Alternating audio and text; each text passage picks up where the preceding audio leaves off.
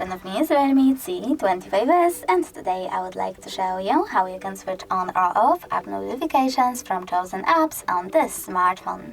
Firstly, go into Settings and click on Notifications and Status Bar. Over here you need to tap on More Notifications and select one of your apps, like Calendar. Now when I click on the switcher next to it, all notifications from Calendar are now blocked. If you wish to enable them, click on the same switcher.